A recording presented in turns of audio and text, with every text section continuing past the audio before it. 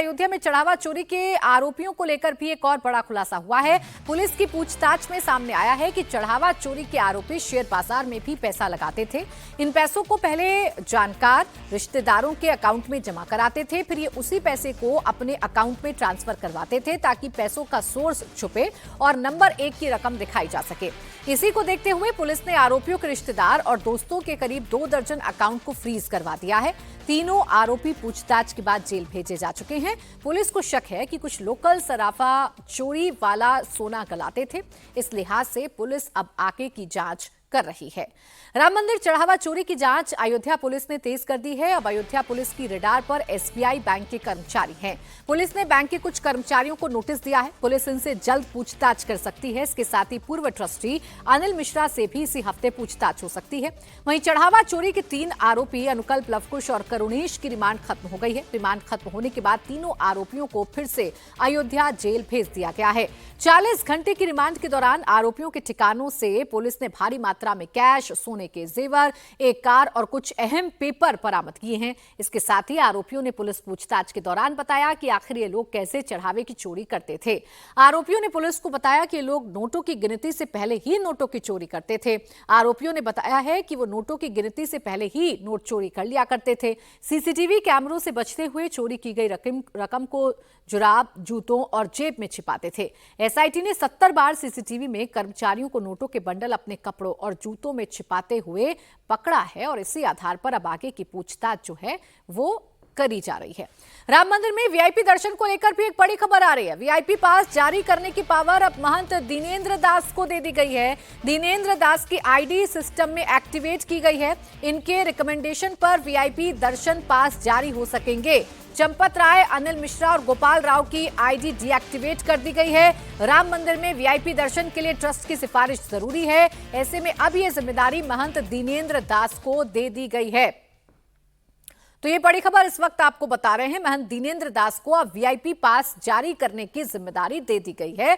विशाल, एक तरफ अयोध्या पुलिस है जो पता लगाने की कोशिश कर रही है कि चोरी किस तरीके से की गई, उन चोरों पर शिकंजा कसा जा रहा है, तो दूसरी तरफ ट्रस्ट में जो सिस्टम है उसको भी दुरुस्त किया जा रहा है और एक एक करके जिम्मेदारियों को बदला जा रहा है। इसी कड़ी में महंत दिनेंद्र दास को ये जिम्मेदारी दी गई है। बिल्कुल प्राची, महंत दिनेंद्र दास को ये बड़ी जिम्मेदारी दी गई है क्योंकि चंपत राय का इस्तीफा हो चुका है, अनिल मिश्रा का इस्तीफा हो चुका है और गोपाल राव का जिस तरीके का कामकाज था उसको लेकर के ज़बरदस्त नाराजगी उस बैठक में भी सामने आई थी, जिसके बाद से इन तीनों ही लोगों की जो आईडी थी जिससे राम मंदिर का जो वीआईपी पास होता था, सुगम पास होता था, अति विशिष्ट वीआईपी पास होता था, इन सारे वीआईपी पास को इनकी आईडी से डीएक्टिवेट कर दिया है। यानी कि गोपाल राव और अनिल मिश्रा के साथ साथ चंपत राय जो भूमिका निभाते थे उनकी आईडी को डीएक्टिवेट करने के बाद ये निर्देश जारी कर दिया गया है कि महंत दिनेंद्र दास की तरफ से ही जो आईडी के जरिए पासेस की रिक्वेस्ट आएगी उसी के जरिए उस आईडी से जनरेट करके लोगों को वीआईपी पास और जो अति विशिष्ट पास आते हैं, जिसमें कई बार देखा जाता है कि बुजुर्ग लोग भी जाते हैं, दूर दराज से लोग आने वाले भी जाते हैं, उनको ये सिर्फ हक दिया गया है कि वो इस तरीके से अपनी आईडी के जरिए पास को जनरेट कर सकेंगे और बाकी तीनों लोगों की जो आईडीज थी उसको डीएक्टिवेट कर दिया गया है। तो ये महत्वपूर्ण निर्णय है कि जो ट्रस्ट के फिलहाल लोग हैं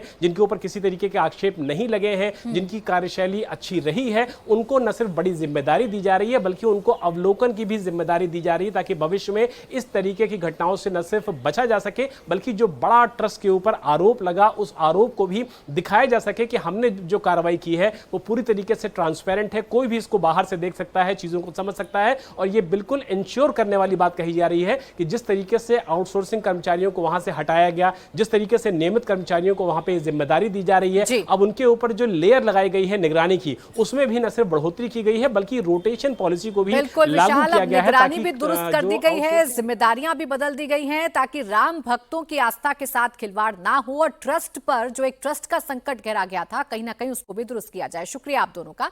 अब राम मंदिर को लेकर आरएसएस भी एक्शन मोड में आ गया है। आज से कर्नाटक की बेलगावी में राष्ट्रीय स्वयंसेवक संघ की अखिल भारतीय प्रांत प्रचारक बैठक शुरू हो गई है। 3 दिनों की इस बैठक में राम मंदिर को लेकर चर्चा होगी। सुबह ये मीटिंग शुरू हो चुकी है। सरसंघ चालक मोहन भागवत मीटिंग में शामिल हैं। इसके अलावा 3 दिवसीय बैठक में सर कार्यवाहक दत्तात्रेय होसबोले, सभी 6 सह कार्यवाहक सभी 46 प्रांतों के प्रांत प्रचारक एवं सह प्रांत प्रचारक भाग ले रहे हैं। राम मंदिर के चंदे में हेराफेरी के आरोपों ने संघ की नैतिक छवि को भी नुकसान पहुंचाया। करोड़ों हिंदू दान दाताओं और राम भक्तों के भीतर भी भ्रम पैदा हुआ।